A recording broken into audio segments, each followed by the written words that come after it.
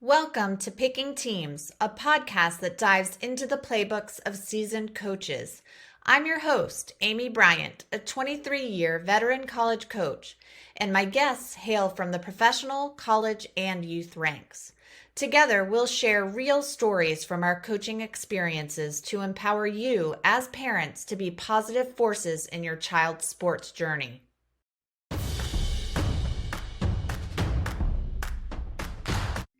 Our guest today is Kenyon Generette-Oliver. Kenyon is one of the partners at Universal Tennis Academy in Atlanta, Georgia, where he leads tennis pros at some of the top tennis clubs in the Atlantic.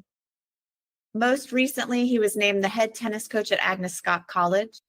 He is an Elite USPTA Tennis Professional and has been teaching juniors and college players for over 25 years. Kenyon, thanks for being here. Thanks for having me. Forward to it. Yeah. So let's start off. You've been a junior tennis coach for many years in the Atlanta area. You and I have known each other for a very long time. So I would love to hear your take on what some trends are that you're seeing these days that are concerning to you or even inspiring to you. We can start with one or the other, whichever you prefer. Let's go with the trends and the things that maybe a little bit concerning.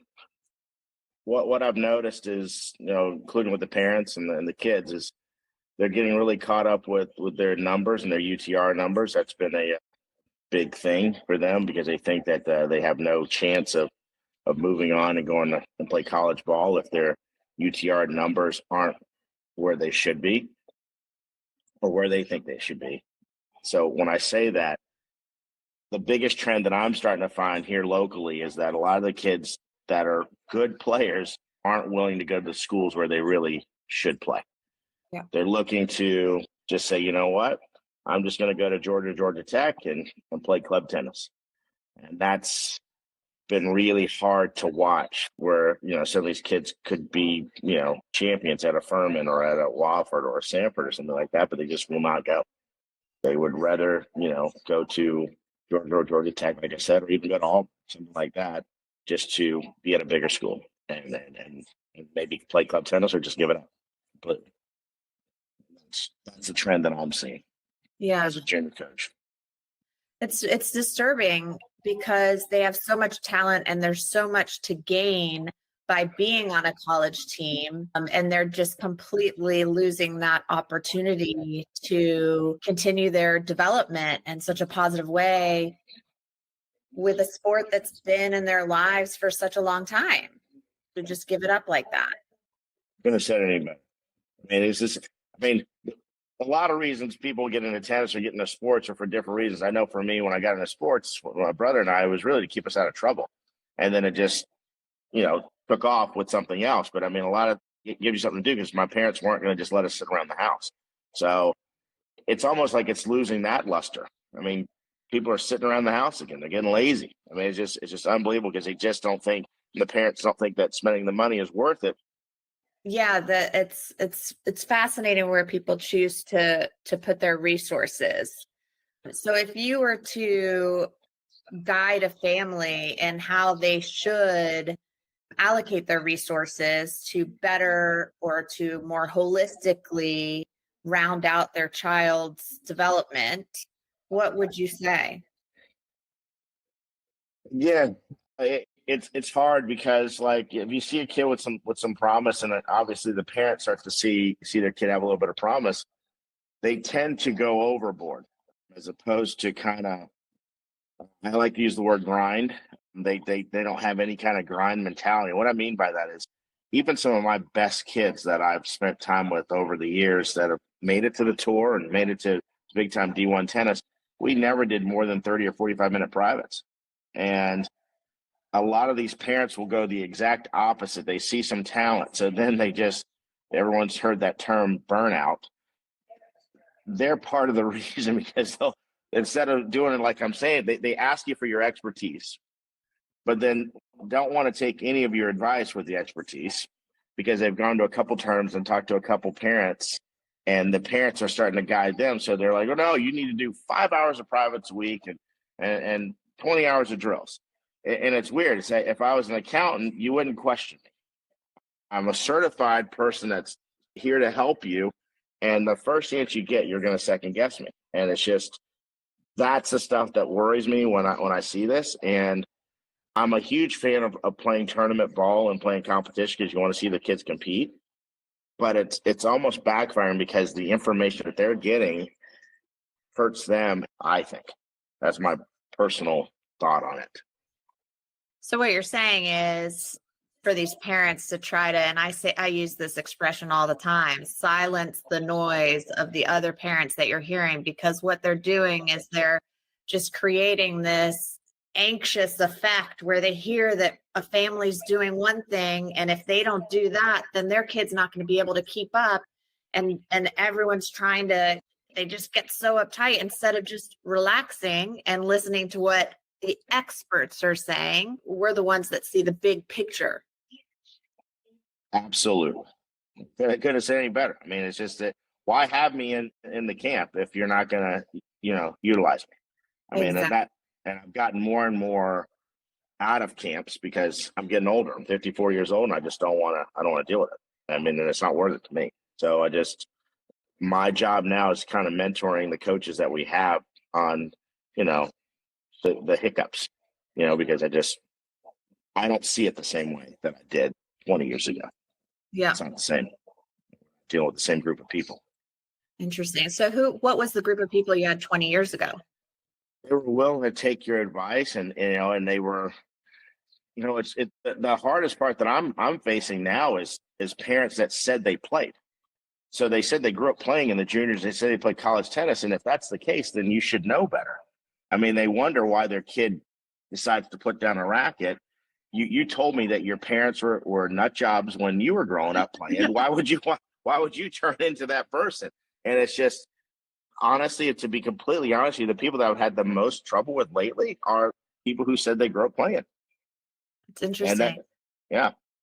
It makes you wonder if they're trying to overcome some shortcomings that they felt like they had growing up. Like, if I had trained more hours a day, then I would have been able to achieve more.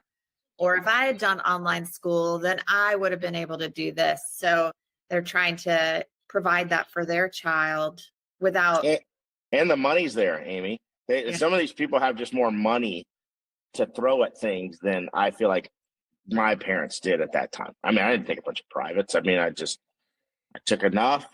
I played other sports that made me athletic enough and everything that I did. So therefore I didn't have any of those kinds of issues. And then tournament came along, we played it. Let's go. Let's get going. And we didn't duck anybody. This is the tournament that we needed to play. We played it. We didn't go. Now I actually find myself telling kids, you may have to go to Mississippi to play this tournament because you're not going to get into this other tournament. Back when we were growing up, there weren't that many tournaments to choose from. Everyone played it. You didn't get in, you didn't get in. I mean, that was the way it was. I mean, and now these kids are like 30th on the alternate list. You know what I'm saying? So it's just, you've got a lot of other issues if you're the 30th alternate. Okay. It's okay. So and that's, they don't want to hear that truth sometimes. And I try to be as sweet as I can, but I'm like, look, if you're going to really do this, here's the steps, but they always want to kind of go back door of the steps. Yeah. They feel like, well, there's got to be another solution. There has to be this silver bullet that is going to launch my kid up to the number one alternate spot the next time we get there. And there's no silver bullet. There's only hard work. There's only good attitude, good effort, and guarding your child's holistic livelihood. That's really what it boils down to. And recognizing the priorities as a parent, right? I mean, what are your priorities here? Is it to make your child that champion, that, that kid that doesn't get on the alternate list? Or is your priority to raise a healthy and happy child? What's so funny is I went to Arkansas. I go, every summer, of course, that's when tournament season really, really picks up for at least, 8 weeks. But I had to go to Arkansas. I hadn't been there in 10 years. I had to go to Arkansas for the Southern 16s. And draw wasn't full. So kids who got in the tournament, who shouldn't have gotten in the tournament, got in because the draw was full. And it has to be because of the things that we we first started off, speaking about where the kids aren't going to, they said, screw it, I'm not going to play college tennis. So I'm not going to do something like this. Or competition's gotten weaker, or flat out, people just don't want to travel that far. And the kids who have the money can take that risk and go, because truly, if you win one match in that situation, you're now on the map because of what those points are. Mm-hmm. And literally, I took 9 kids myself, and I know 3 of them, because they won a match, literally they're on the map. So now tournaments that they couldn't get into, they're going to get into now, just from driving 9 hours. Just from having the means to be able to travel from Atlanta to Arkansas and be able to register for that tournament, do that. So it's privilege, right? It's the kids that have the means are able to get on the map, get seen.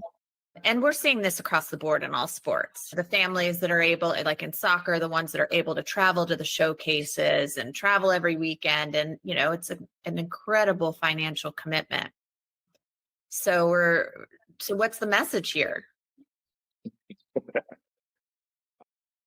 I still believe that there's going to be a resurgence of kids just busting their hump and working hard and willing to go because they love the sport or love whatever sport it is, and they really want to be part of a team and want to play somewhere. I think that's going to come back around, because there are a lot of parents out there who, I'm sure you've heard this story, where they mortgage their house to make sure that their kids got these things, and those kids are forced to go to schools that they didn't want to go to for the scholarship money.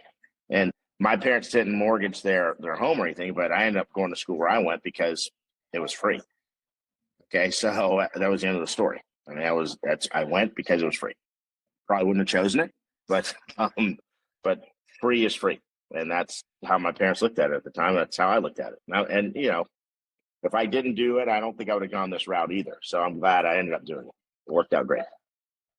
Well, concerning to me, I don't know if you've been following the House settlement at all, but the number of opportunities for scholarships are going to be incredibly impacted by this settlement. And there may not be as many opportunities for families like yours to take advantage of the free education that comes from the hard work and the sacrifice and earning it. So it's a little concerning where we're headed in terms of families with means that are able to get to places, to get the rankings, to get to the showcases, to get the exposure. They're just going to keep on getting for that effort versus the kids that don't have that kind of privilege. The way that the NCAA sports are looking, it's just going to be worse and worse for those families. No question. But I mean, it's always to some degree about the haves and have-nots. Yeah.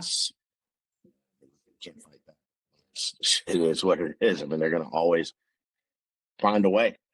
Yeah. Find a way, So, and you are finding more and more kids that are willing to go the D3 route, but because they want because the word, their term I hear all the time, kids, is that work-life balance, and the D3 education and athletics seems to give you that. Mm-hmm. Certain schools obviously are better than others. Well, your former school, is at the top. So other schools are just striving to get there. Well, there's haves and have-nots in that model as well, right? Absolutely. Yeah. Absolutely. Yeah. Interesting. So, well, let's not be so negative. Let's talk about some trends that are positive that you're seeing. I'm seeing more people play. I mean, there's a lot more people playing, just, I say sports in general, but I would say racket sports. So tennis is picked up, racquetball, or not racquetball, but pickleball is picked up, padel has picked up. There's a lot of different, golf is picked up. And, maybe it's all because of COVID and this, that, and the other, when you had to do the social distancing or whatever, but or there's more kids starting to pop up and young adults, but there seem to be more inquiries about young people playing. And I say young, It can be anywhere from 7 to, I did a lesson the other day with a 25-year-old. So there's a lot more people just playing the sport, which is good. That's a good thing that I've never played before. That's great. So, Well, and tennis is that kind of sport. I mean, you can pick it up later in life. It's kind of a silly story. I made the horrible judgment call to join a basketball team for the first time in my life. I mean, I'm nearly 50 years old. A women's basketball team.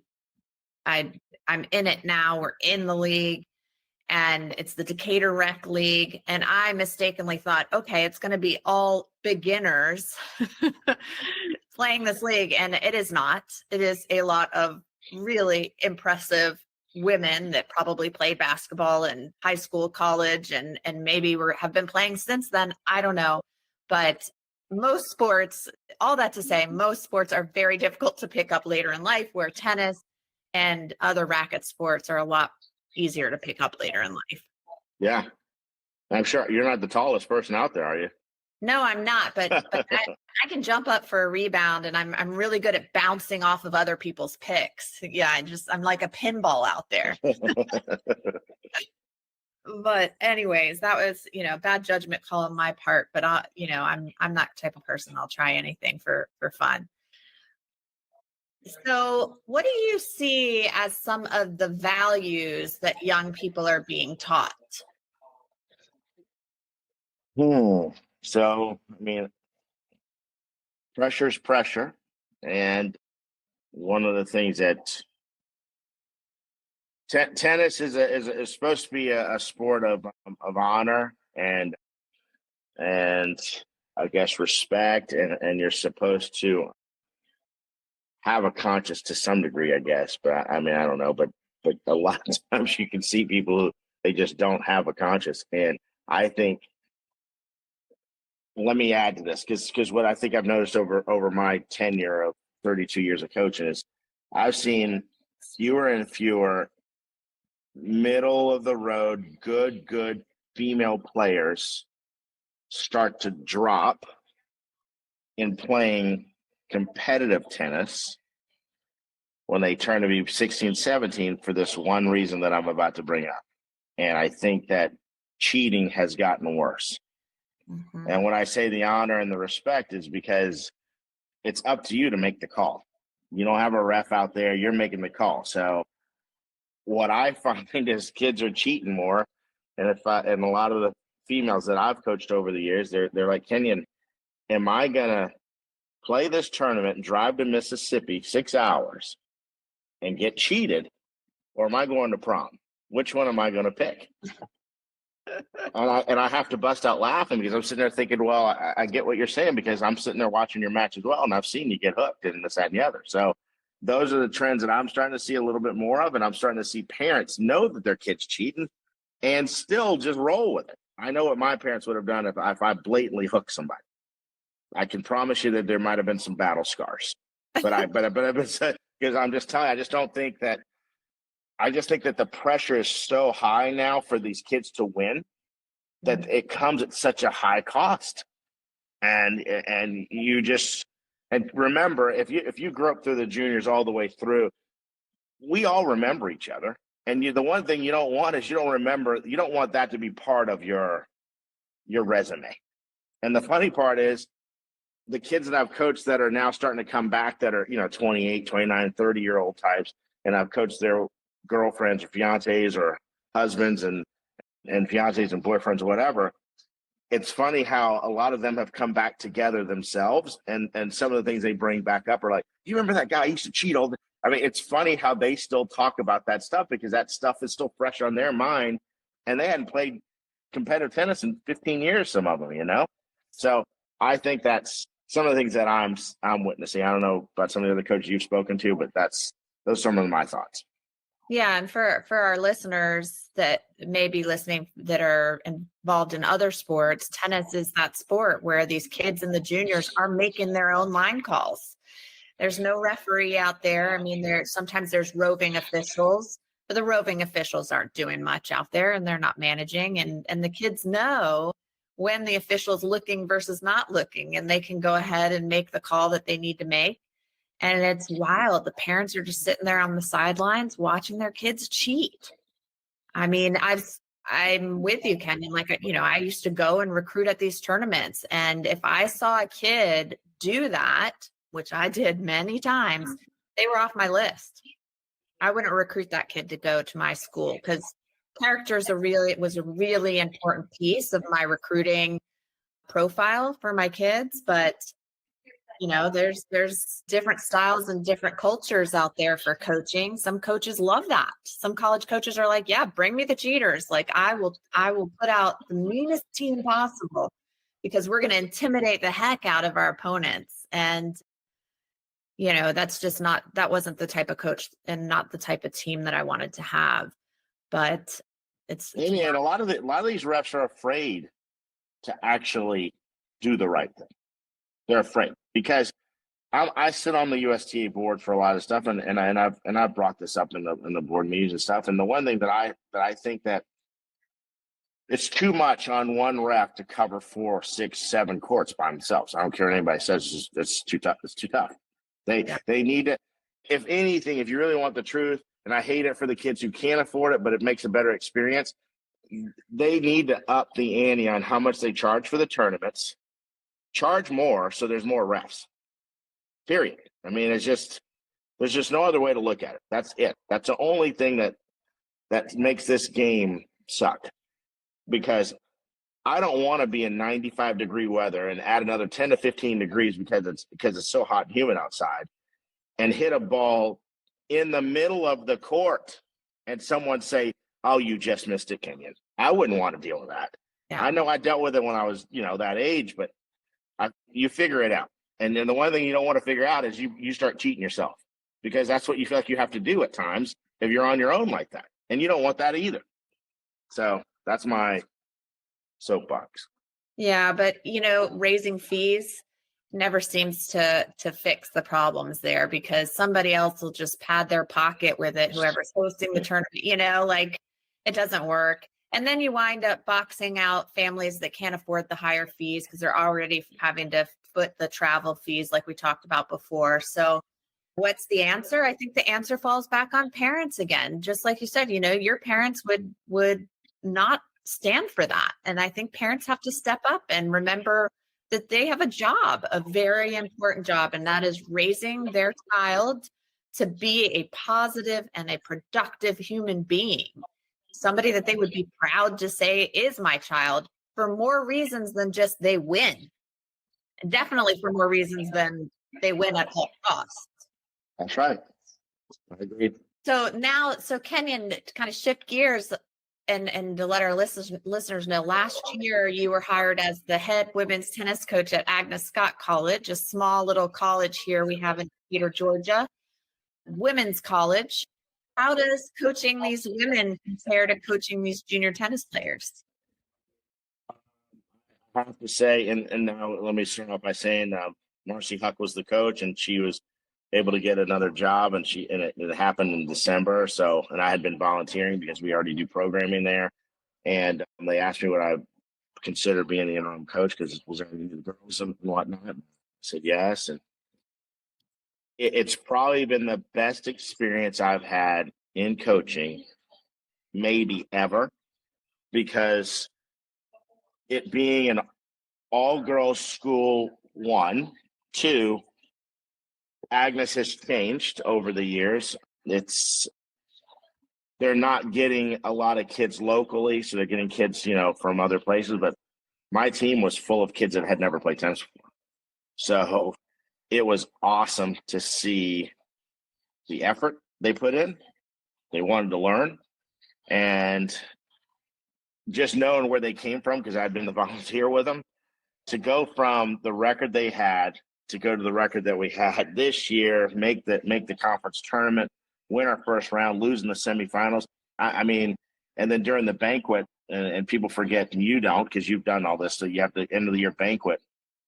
I was in tears literally the entire time because some of the girls are graduating, which sometimes could be a good thing, sometimes could be a bad thing, but it stunk because, you get close to these kids, you're with them for the betterment of 3 straight months. You spend a little time with them in the fall, and you're with them all the time, and you care that they're good character people, like you're saying, and you're worried about more than just how they hit a tennis ball. Okay, I was worried about their grades. I was worried about their social interaction with their other friends and this, that, and the other, because they start to come to you. They rely on you, because you're a parent almost, or a big brother, an uncle, whatever you might be. So it got to be more to me than just, man, your forehand stunk today, or this, that, and the other. It was just, and then the bus trips, because I had to drive the van, was some of the best times I've had with, eight people behind me screaming and yelling in the back, because I didn't have young kids or anything like that. So now I get to understand, are we there yet? Are we there yet? All that stuff. It's funny, but then as you get to the banquet and this, that, and the other, you start to say, man, I may never see this kid again, or it was just absolutely awesome. So then when they asked me would I be the full-time coach, without hesitation, I said yes. And fortunately, my partners of UTA have understood it, because we're all at different phases of our life now. And I needed this for me to continue with the other, almost, because I needed that separation a little bit. And it's been great. And the athletic director, Danica Richardson's been awesome, because she's allowed me to have that, to be able to be both people still. And it's just been awesome. And the girls have been awesome, and starting to do the recruiting thing now, which is, again, why I'm happy that, that we're still such good friends, because I know that's something you're into. So I hope that the team is going to get, virtually better as far as skill wise, but I don't want to lose the skill part for the people. I don't want to start getting better girls in here and they're snots. I don't want to be around that, because I already have that. I can have that on the other side if I want. Yeah. Does that make sense? Totally.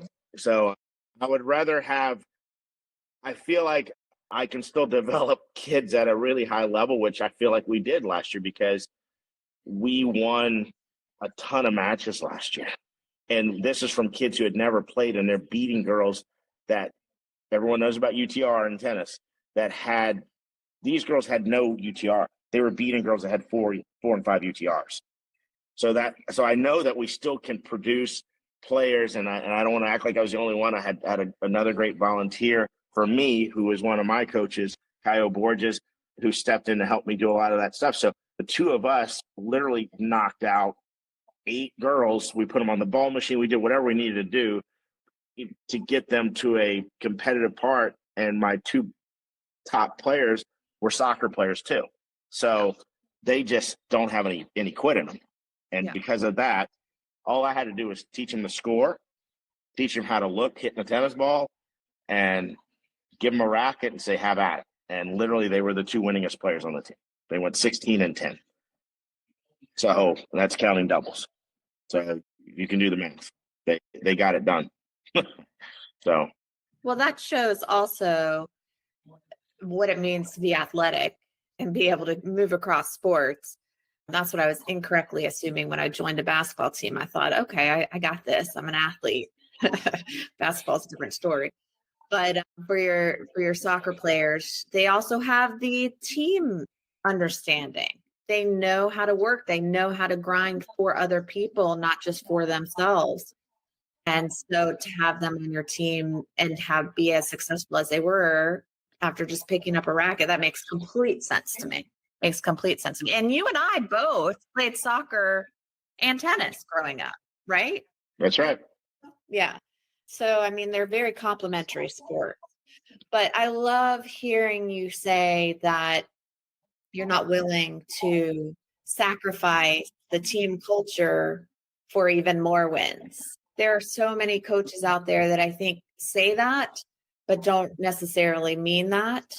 And I get it, because it's tough to, coaches want to win, but you got to draw the line somewhere as a coach and really recognize what this is all about. And kudos to you for checking in with yourself and realizing what you wanted out of this experience early on. It's really impressive. Again, I mean, but it also relates to the staff that's around you. You've got there's other sports at Agnes, and then I'm telling you, being a volunteer there for a number of years, I got to see the other athletic directors, and I see this athletic director, and I just think that she sees things differently. And I just think because she sees things differently, I think the culture has changed. And for me, the one thing that I think that I've probably gotten better at as a coach, strictly from this, is this athletic director is really big on making you do outside development of yourself, so to speak, to help with this. And one of the things that she's made us do is by doing that, it's made me realize my coaching style really is, I do a better job of throwing myself under the bus than just screaming at you. So if I throw myself under the bus, it opens up a lane for you to maybe open up a little bit, because I'm not picking you out and saying, this is, you stink, this, that, and the other. So I've tried to use that philosophy more, because I think it's helping, especially with girls, for me.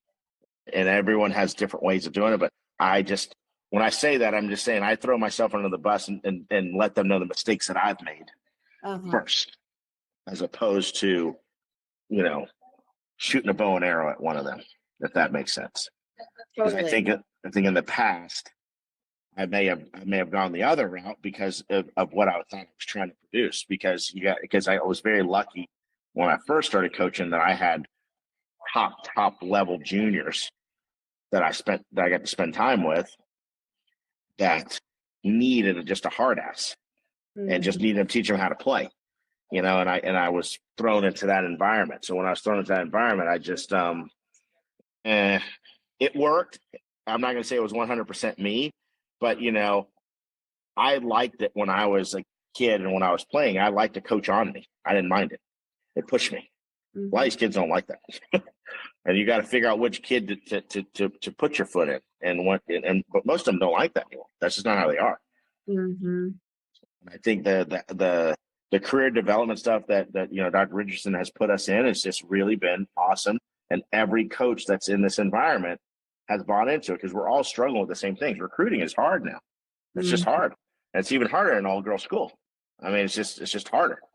So she's done a great job of making us be a team ourselves first, so we can be a good team to our personal team, So that's what and this is in 5 months she's been able to do this. That's amazing.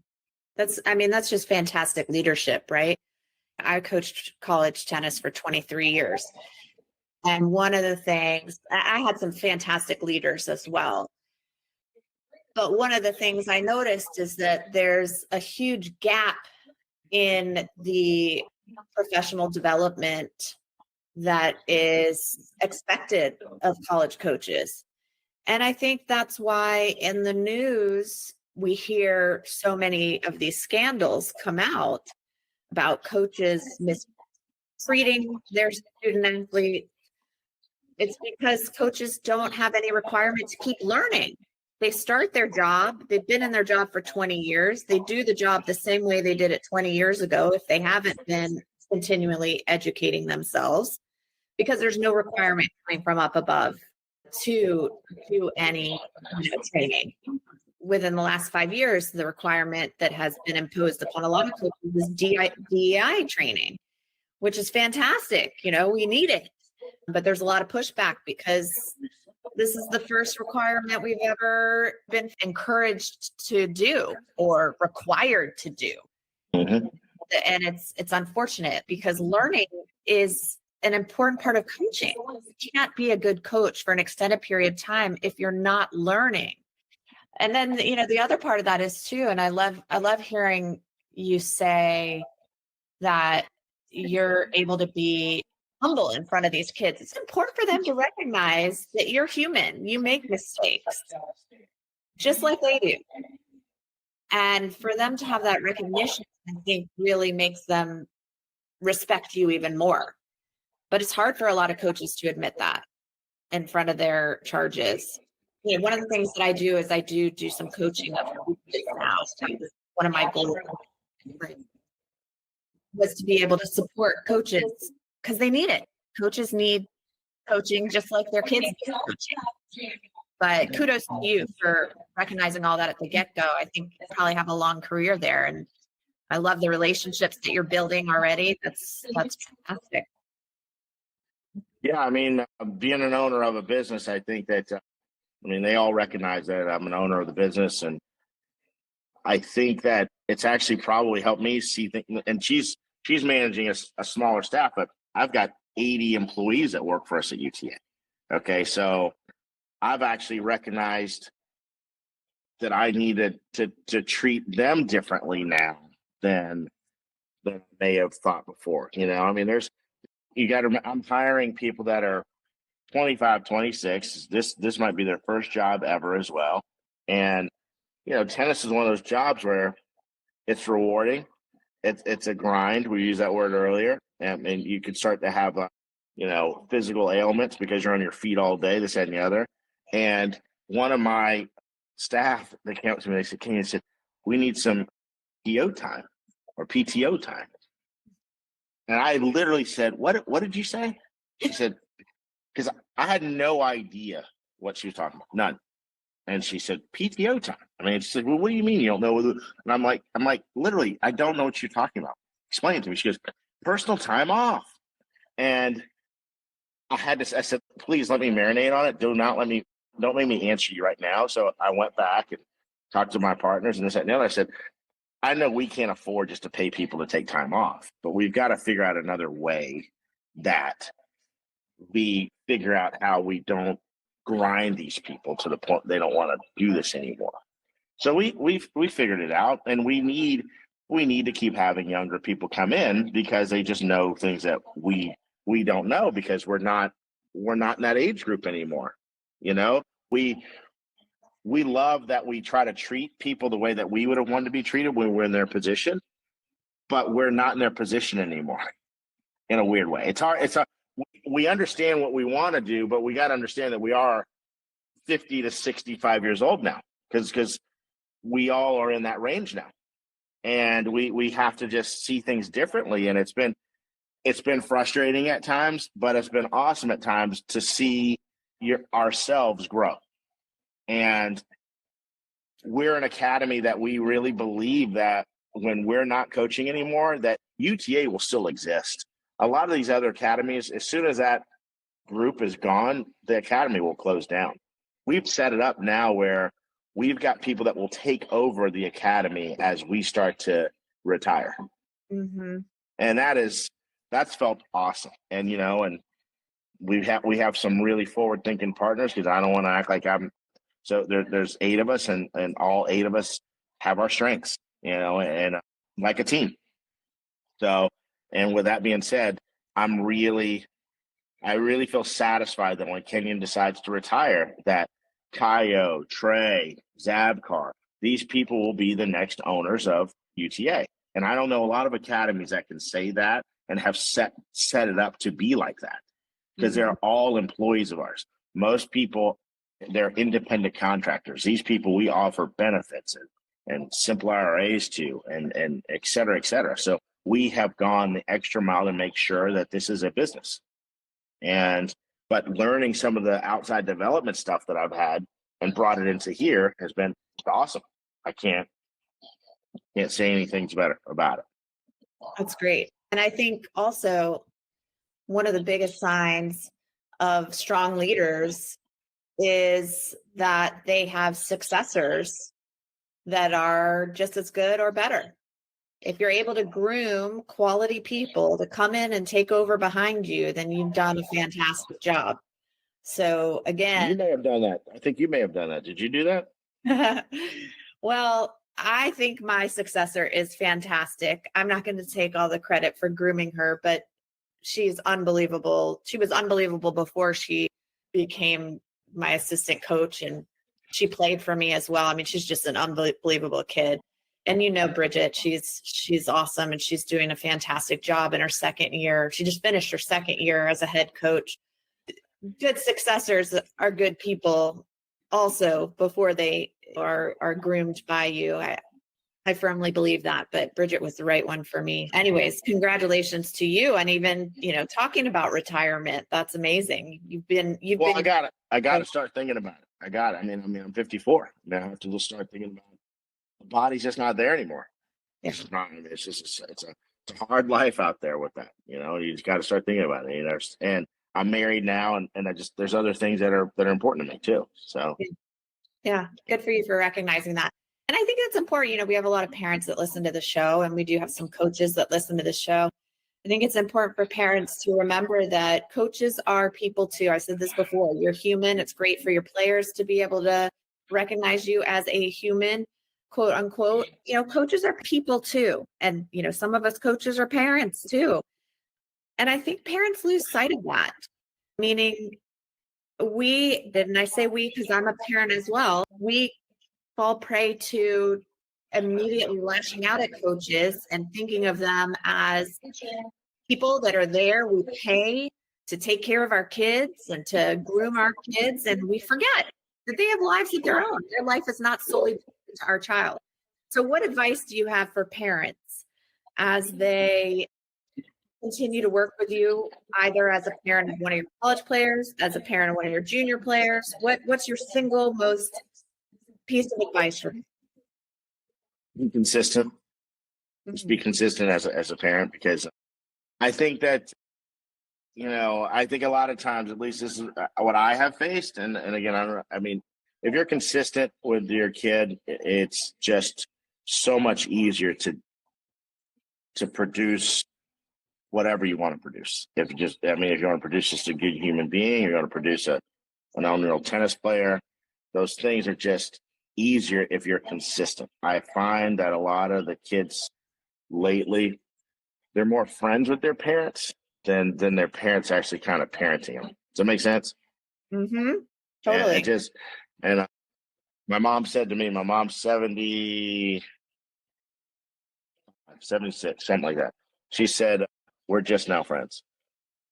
She's 77, sorry. So now I know exactly. She said she just told me just a few weeks ago in front of my wife, she goes, Kenny and I are just now friends.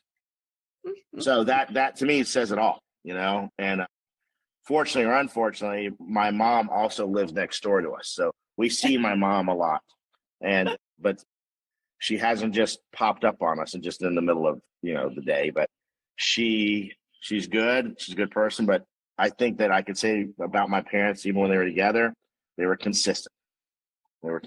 They said no, they meant no. There's the end of it. If they said yes, they meant it, but even like I think about if I got grounded and my parents had a party to go to, I can remember this. I was probably 15 and I got grounded for something I did with my brother probably. And they canceled their party. And I said, what are you doing? They go, we want you to know how important your screw up was. That we're going to cancel us going out tonight to prove how important this was. And they were consistent, and there's things like, I like to tell this last story. I was supposed to mow the grass.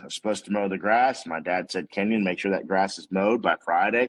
And I didn't do it. And I kept procrastinating. And he said, Kenyon, it's Wednesday. That grass needs to get cut. And I said, yeah, get off me. It's Friday. It starts raining. So I said, perfect. I leave and go out and come back home the next day. My dad met me at the door, dragging me down to my bedroom at the time, and kicked the door open. And all the wet grass clippings were in my bed and all over the floor. It never happened again, is my point. And the consistency was, don't try me again. All the stuff that you have here can be taken away. And it's just, and every now and then, you got to be brought back to reality. And he had a way of doing it. And that was my reality for because it took me about 15 hours to get all that grass out because it was wet and it was in the bed and it was all over the floor. So reality set in pretty good that day.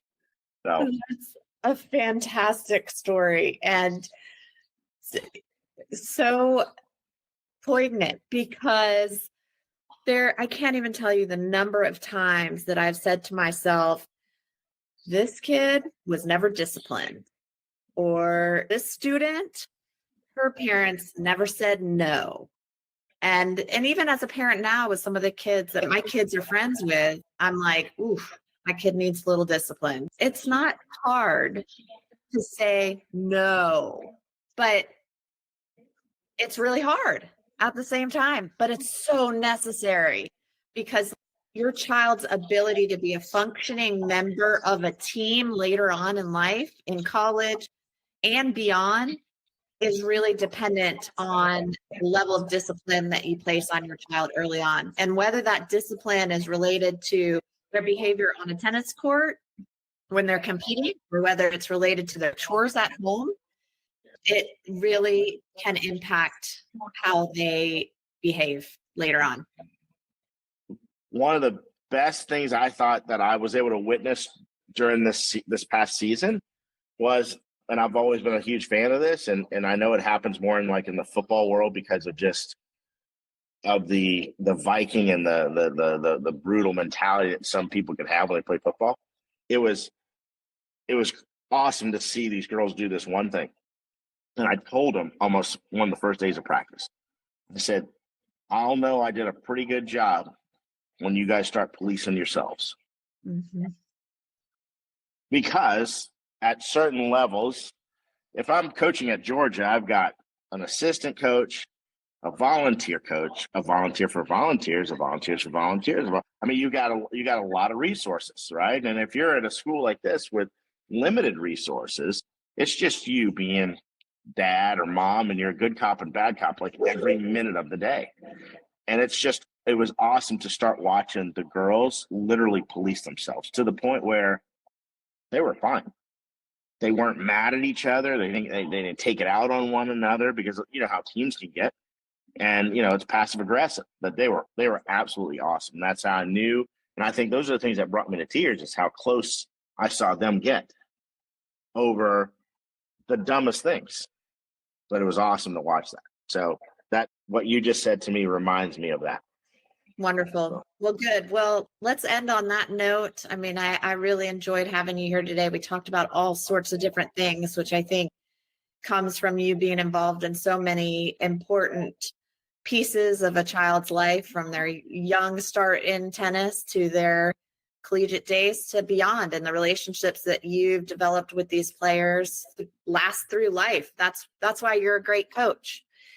I appreciate our relationship as well. We've had it for a long time, and I definitely want to continue that. And I look forward to seeing your success as you carry on there at Agnes Scott and UTA until you retire. Same to you. Thank you for having me.